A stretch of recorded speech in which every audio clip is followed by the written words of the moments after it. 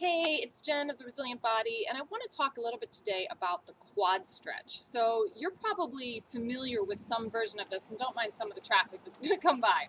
I'm in a warehouse area, sort of here in Sequim, Washington, with the Nutritious Movement Institute. So you're probably familiar, yeah, with some version of this stretch, this quadricep kind of runner's classic thing that you see lots of people do, that you probably do from time to time, to deal with some of the tension in the front of your thighs. So we're going to play around with two pieces of it, and one is kind of where your stretch ends, and the other is how you get into the stretch.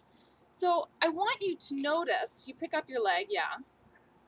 I want you to get your knees, so they're going to stay right next to each other. If you were looking at the side, so first of all, you're going to grab your ankle, not your foot, and so you're going to grab at your ankle, and I want you to get your knees next to each other. Notice how much effort does it take to make that happen. So where are you, what are you doing to sort of force your knees together? Yeah. This is the way that we normally do this stretch. But this time I want you to keep your knees together and slowly lift your heel towards your backside and see how high you can get it. So when we're, and this is about what I've got. So when we're here, what we're doing is we're seeing the actual limitation that exists. Yeah. So this is how much quad length we have.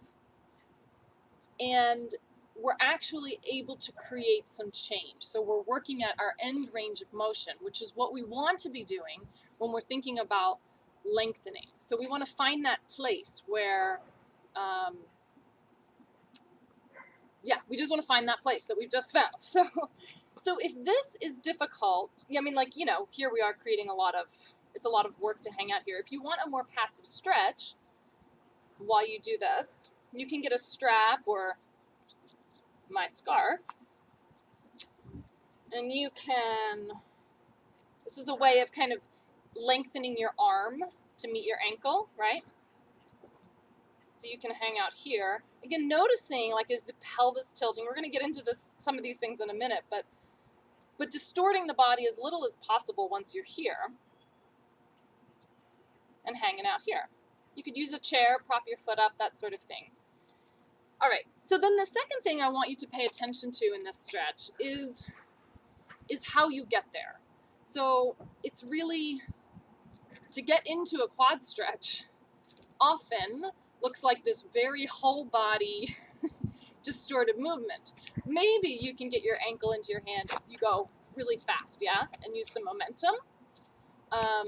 But most of us, we thrust our ribs forward, we bend to this, so we send our ribs off to one side, our hips to one side, the knee comes out, the knee comes up, we kind of have all of this stuff going. And so then we're able to kind of look at some of the compensatory patterns that we have for when we can't actually execute a move.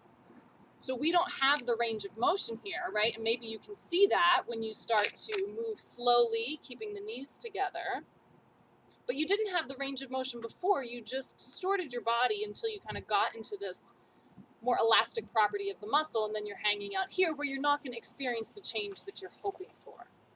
So your new quad stretch is to move slowly so that you're not creating those distortions in your body, and then to hang out where you actually end the movement with your active range of motion. And that's going to get you the most bang for your buck, and you're going to start to see some change, some nice length happening here. Enjoy your quad stretch makeover. I'm going to enjoy this beautiful weather. Bye.